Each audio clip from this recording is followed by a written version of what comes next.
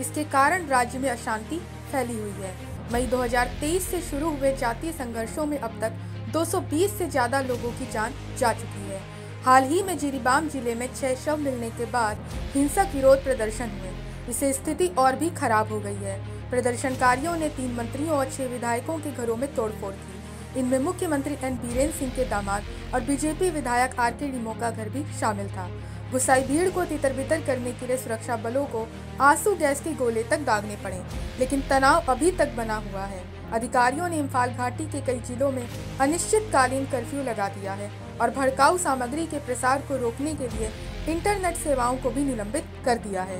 राजधानी इम्फाल में भी हिंसा के कारण कई सड़कों पर मलबा बिखरा पड़ा है। ऐसे में यहाँ के हालातों का अंदाजा इस बात से लगाया जा सकता है कि महाराष्ट्र चुनाव से ठीक पहले गृह मंत्री अमित शाह को अपनी रैलियां तक रद्द करनी पड़ गई हैं। वो नागपुर से दिल्ली लौट आए हैं। ऐसे में सवाल ये है कि बीते दिनों ऐसा क्या हुआ जिससे हिंसा इतनी भड़क उठी है। दरअसल ये विवाद अभी भी कुकी और मैतेई समुदाय से जुड़ा हुआ है। मणिपुर के जिरीबाम में 7 नवंबर को हथियारबंद चरमपंथियों ने कुकी कबीले की एक महिला को गोली मारने के बाद उनको कथित तौर पर मकान समेत जला दिया था। इस घटना के बाद से ही जिरीबाम में लगातार हिंसा हो रही है।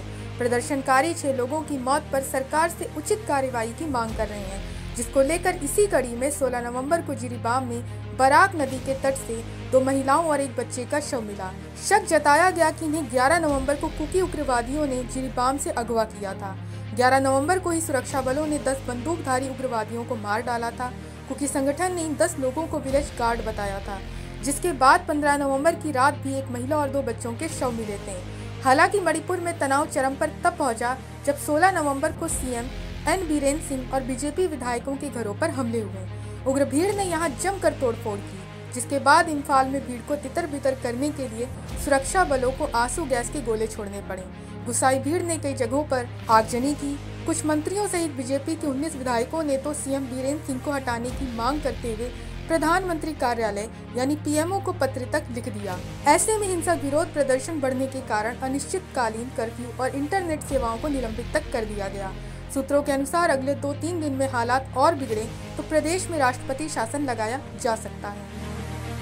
मणिपुर में हालात को बेकाबू होता हुआ देख केंद्रीय गृह मंत्री अमित शाह ने 17 नवंबर को राजधानी दिल्ली में वरिष्ठ अधिकारियों के साथ बैठक की। इस दौरान शाह ने मणिपुर में सुरक्षा स्थिति की समीक्षा की और वहां की हालात के बारे में जानकारी ली और अधिकारियों को शांति सुनिश्चित करने का निर्देश दिया है।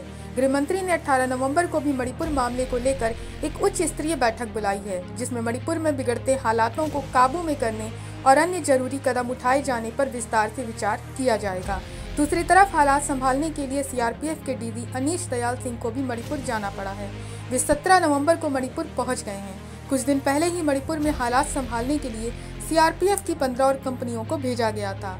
फिलहाल हालात और बिगड़े तो मणिपुर में और केंद्रीय सशस्त्र बलों को भेजा जा सकता है। आपको बता दें कि मणिपुर की घटना को लेकर नेताओं के बीच आरोप प्रत्यारोप का दौर भी शुरू हो गया है। एक के बाद एक नेताओं के बयान इस मामले को चिंगारी देकर आग लगाने की कोशिश में नजर आ रहे हैं। इस बीच कांग्रेस अध्यक्ष मल्लिकार्जुन खड़गे ने मणिपुर हिंसा का जिक्र करते हुए बीजेपी पर कटाक्ष प्रहार किया है। खड़गे ने मोदी पर जातीय संघर्ष से जूझ रहे मणिपुर का दौरा न करने और इसके बजाय विदेश यात्रा करने का आरोप लगाया है। खड़गे ने कहा कि मणिपुर जल रहा है, लेकिन मोदी जी को चिंता नहीं है।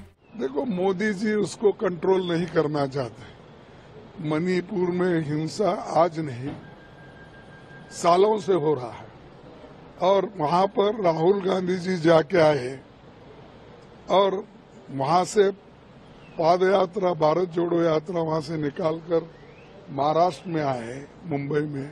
लेकिन मोदी जी अभी दुनिया की चक्कर लगा रहे हैं। कल तक तो महाराष्ट्र और झारखंड में रहे, तो उनको कोई चिंता नहीं देश की, सिर्फ अपना प्रचार करना, खुर्ची बचा लेना, इसमें बहुत मशहूर है। उन्होंने वही काम करते हैं। यहाँ आते ही गालियां कांग्रेस को देते हैं, यही काम। फिलहाल मामले में राष्ट्रीय जांच एजेंसी एनआईए ने मणिपुर पुलिस से 3 केस टेकओवर कर लिए हैं। इनमें 11 नवंबर को सुरक्षा बलों के साथ मुठभेड़ में मारे गए 10 संदिग्ध उग्रवादी, एक महिला के साथ बलात्कार और उन्हें जलाकर मार देने वाला मामला और तीसरा कुछ घर जलाए जाने का मामला शामिल है। गृह मंत्रालय ने भी इस मामले की समीक्षा के लिए 14 नवंबर को एक आदेश जारी किया है। उन्होंने सभी सुरक्षा बलों को राज्य में शांति बहाल करने के लिए आवश्यक कदम उठाने के निर्देश दिए हैं। ऐसे में मणिपुर में भड़की इस हिंसा का क्या हल निकलेगा, इसके लिए क्या जरूरी कदम उठाए जाएंगे और इस मुद्दे को कितना राजनीतिकरण झेलना पड़ेगा, इन सब पर सवाल अभी बरकरार है। Bureau report, Punjab Kesari TV. हमसे जुड़े रहने के लिए हमारे YouTube चैनल को सब्सक्राइब करें और नई वीडियो की नोटिफिकेशन के लिए बेल आइकॉन को दबाएं।